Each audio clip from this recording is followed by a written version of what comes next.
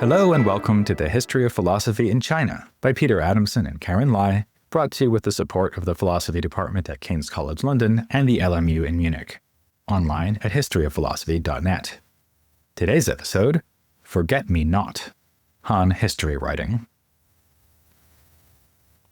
Historians like to warn us that we will come to grief if we fail to heed their advice. They quote the philosopher George Santayana, "Those who cannot remember the past are doomed to repeat it."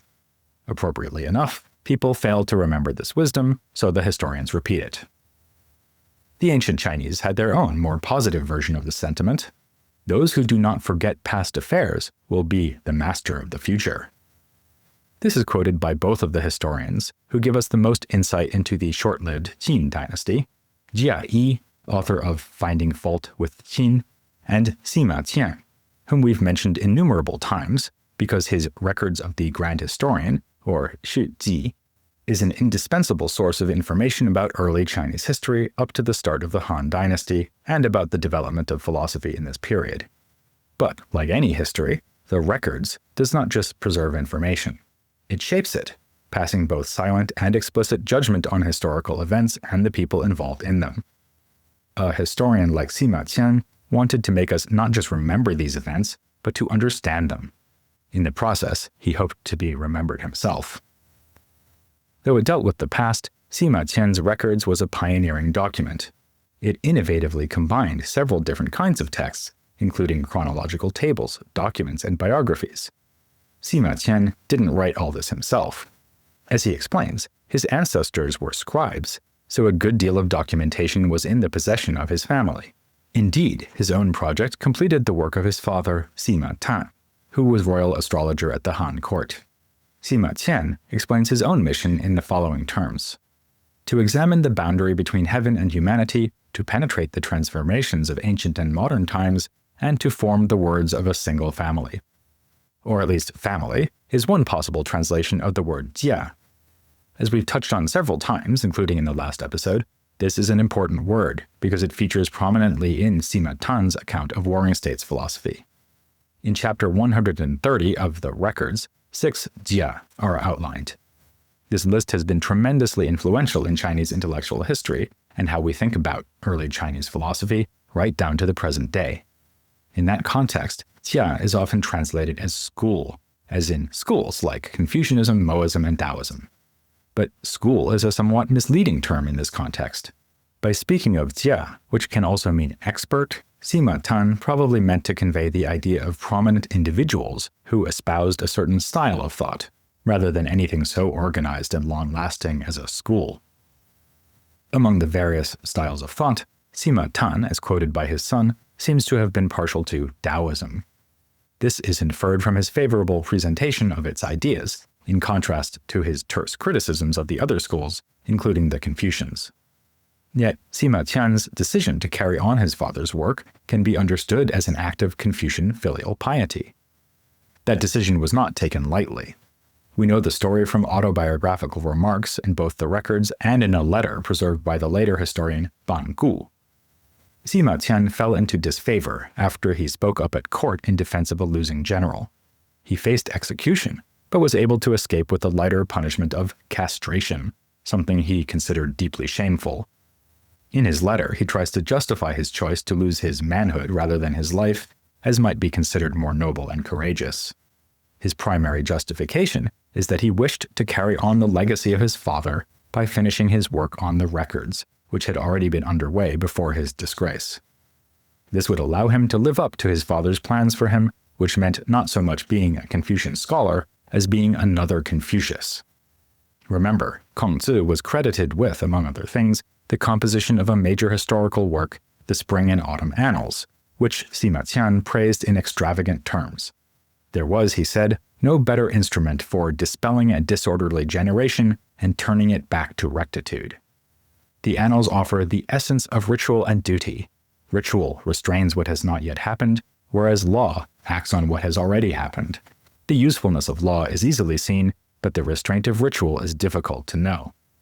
Notice the jibe at legalism there in comparison to Confucianism. Sima Qian was also inspired by another work that also bears the title Spring and Autumn, the Lüxi Qingshu.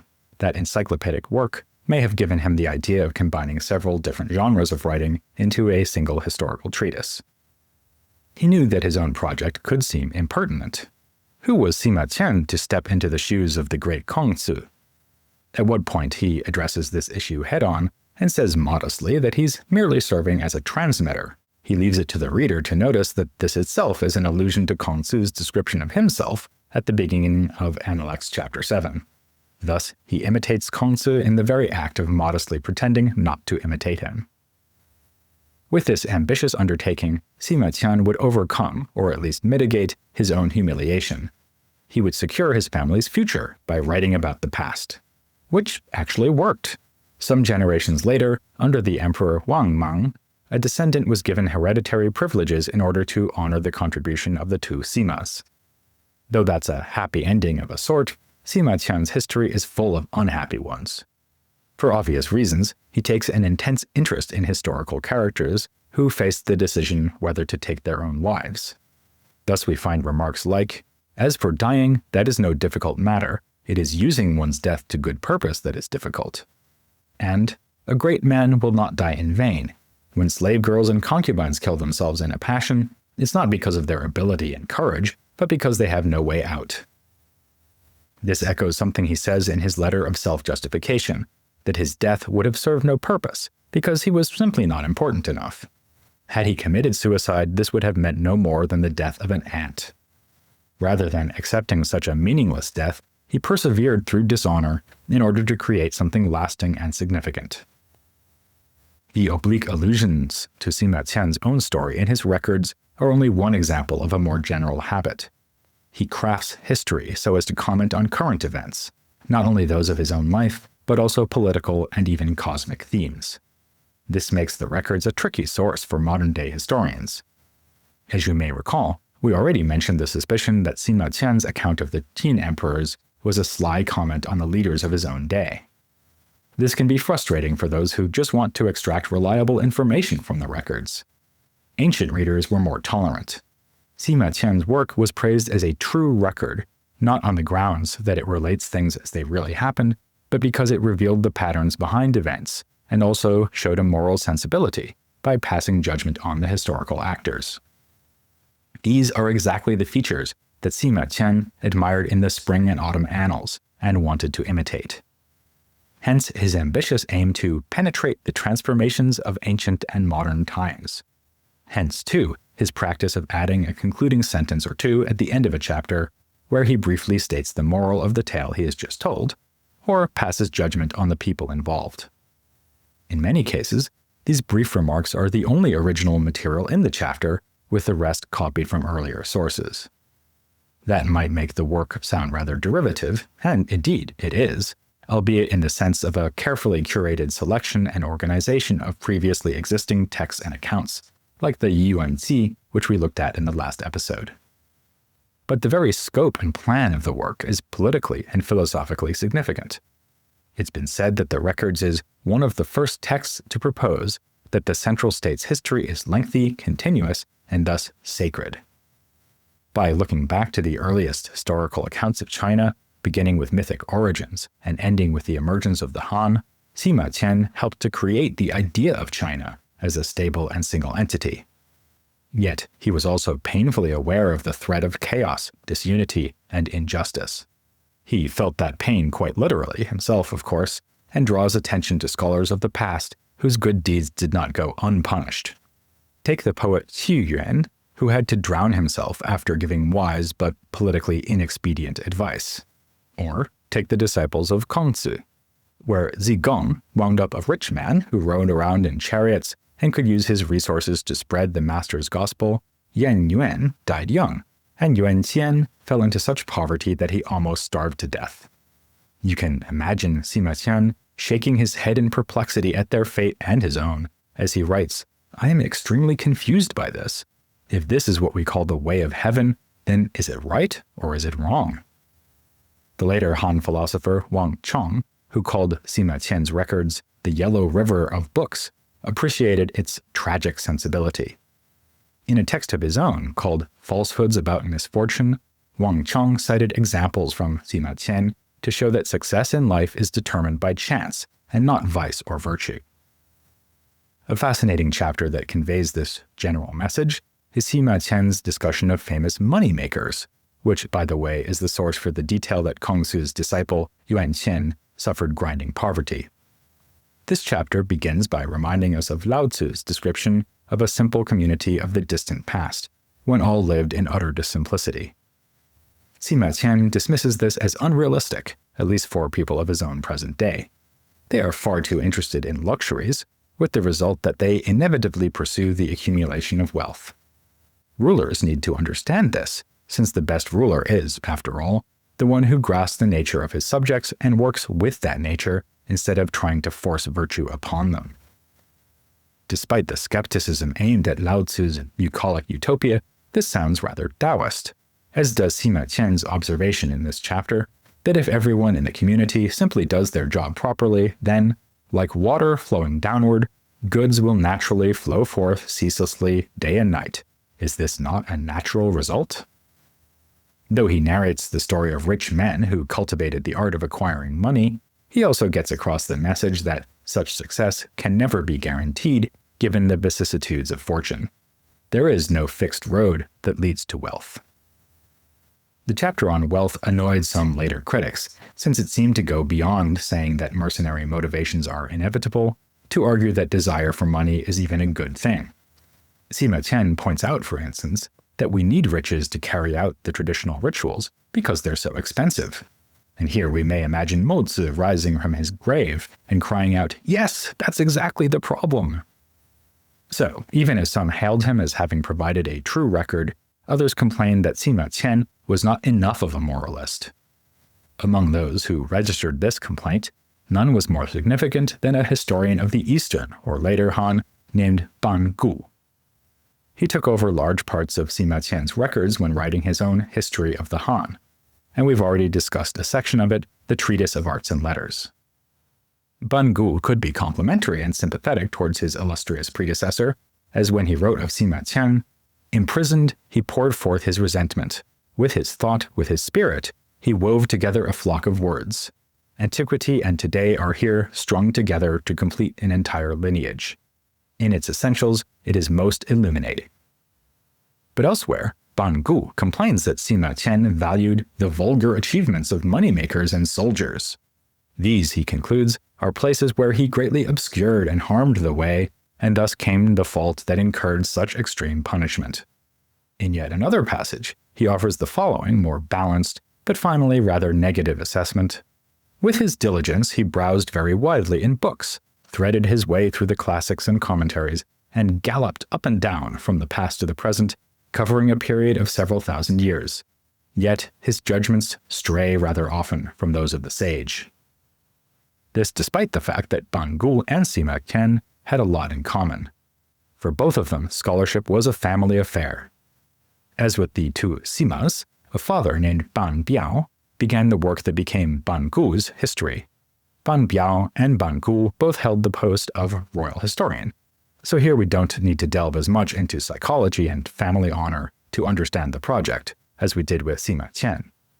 The completion of his history was a courtly responsibility, if also an act of familial piety. Nor did the family's involvement stop here, because Ban Gu's sister, Ban Jiao, worked to revise and edit the text. We'll see in a later episode that Ban Jiao was in fact perhaps the most impressive woman scholar in ancient Chinese history. The reason she had to step in was that Ban Gu met an untimely and rather absurd death. One of his servants insulted an official who, in a fit of pique, had the historian thrown in prison, where he died before the case could be cleared up and his innocence established. It's grimly ironic that Ban Gu, like Sima Qian, fell afoul of fortune like this, because his own history rejects the notion that events are ruled by chance. Instead, for Ban Gu, they are guided by the unavoidable fate that worked to bring the family of Liu Bang, the first Han emperor, to their rightful rule as the Han dynasty. Actually, rightful is perhaps not the best term, since Ban Gu's point is that the Han are supposed to hold power regardless of their moral righteousness. He was here carrying on an idea proposed by his father, Ban Biao, who wrote that the perils arose from above, but no harm was done to those below. The point being that even when the ruling family was morally inadequate, Han rule was able to continue, in contrast to the speedy fall of the Qin dynasty. The lesson is that the rule of the empire is transmitted by destiny and cannot be won by either craft or force. Since destiny decides who will rule, to find out which leaders are legitimate, we should look not to their character, but to signs of divine favor. An example would be Yu Bang's encountering a supernatural snake with white skin and cutting it in half. This clearly showed that he was the destined emperor. What it means for the cosmic significance of the 1980s pop metal band Whitesnake, we can only guess. Such signs reveal that heaven's mandate has been given to the Liu clan, for reasons we humans cannot understand. This mandate in fact has passed down to Liu Bang and his descendants all the way from the sage king Yao. Just as inexplicably, across the whole period of the Warring States and the Qin dynasty, the workings of heaven remained hidden and inoperative. No one held the mandate, and apparently heaven was just waiting for Liu Bang to come along. Of course, Ban Gu also has to insist that omens apparently favoring enemies of the Han have always been bogus. In particular, the usurper Wang Mang, whose brief rule separated the periods of Western and Eastern Han, claimed that any number of portents had revealed that he was destined to rule. Ban Gu rejects them all, condemning Wang Mang and his supporters for fraudulently inventing such omens. There is obviously an ideological, even propagandistic purpose at work here, though one that may seem strange to the modern reader. Ban Gu is endorsing Han's claim to power and arguing that this claim is not undermined by the fact that the actual Han emperors have often been morally defective or non-entities. Even the founder, Liu Bang, was in his eyes more a crude peasant than a noble hero. With propagandists like this, we might conclude, who needs critics? In a way, though, this is a brilliant strategy of legitimization. It doesn't matter whether the Han rulers are excellent men or even how well they rule, since they occupy their seat by the inscrutable will of heaven. Ban Gu thus takes account of the legalist point that rulers are typically mediocre non-entities, shifting the rhetoric of legitimacy away from Confucian virtue and towards acknowledgement of divine will. This helps to explain one crucial respect in which Ban Gu did not imitate Sima Qian. While he did reuse material from the records and follow its lead in formal terms by combining genres and adding editorializing comments at the end of chapters, he did not try to return to the beginnings of history. Instead, he chose to cover just one dynasty, the one that was always meant to rule. In this and the previous episode, we've begun to introduce Han literature by looking at how it grappled with the past, the way that Han scholars edited and framed texts from the Warring States period, and how they shaped Chinese history itself for the needs of their present. But it's not only surviving scholarly productions like these that tell us about Han culture. In this series, we've often spoke of the exciting and revealing finds of excavated texts, but texts aren't the only things that can be excavated. What do other archaeological finds tell us about this period of Chinese history? Next time, after the summer break, we'll be joined by a real live archaeologist, Alice Yao, who will help us dig into this very question. Tune in September to see what insights she'll be allowing us to unearth here on The History of Philosophy in China.